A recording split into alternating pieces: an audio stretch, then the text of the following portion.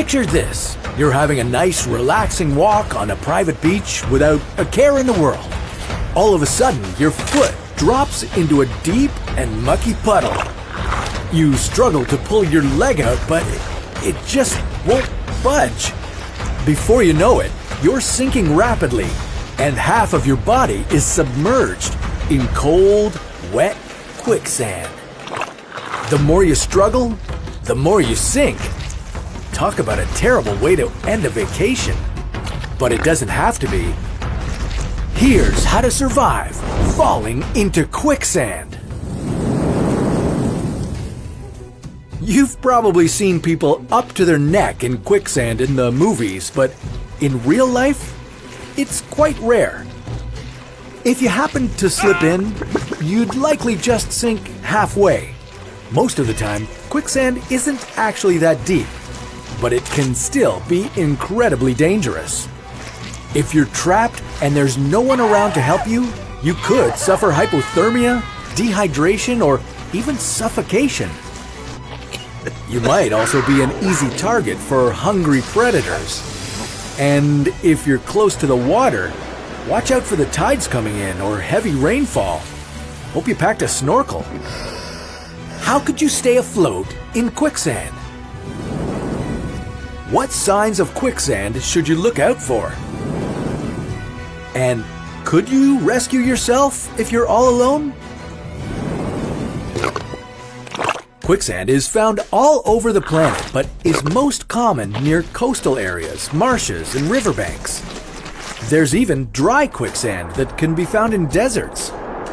Unlike mud or regular sand, quicksand is a non-Newtonian fluid, meaning it's solid in one state, but if anything agitates it, it quickly turns to liquid, causing you to sink deeper and deeper. So, what should you do in this scenario? Step 1, stop moving. First things first, don't panic and don't move. Calm down and be as still as possible. The more you move, the deeper you will sink. Step 2, lighten the load. If you have any bags, jackets, or anything heavy on you, take them off and throw them away. I'm sorry, but it's you or the bling. Less weight means you'll sink less quickly. Step 3, grab onto something.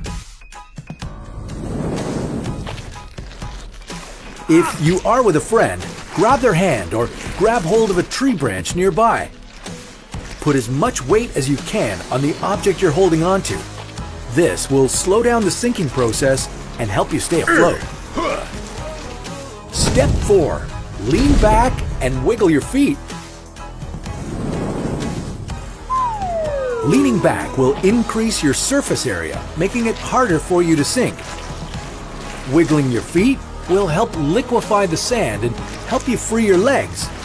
Once they're free, start paddling backwards with your arms to move yourself to solid ground. If your arms are stuck, try rolling your body instead. Step 5, call for help. If all else fails, your voice might be the only thing that can save you. Call for help, and if you can reach your phone, dial 911 immediately. You could suffocate if you're stuck in there for too long.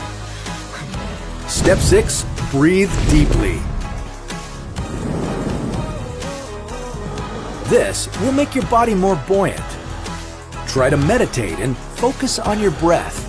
It's time to put those yoga classes to good use. If you're lucky, someone will come to the rescue, but they need to be extra careful about pulling you out. They could rip you in half if they pull too hard.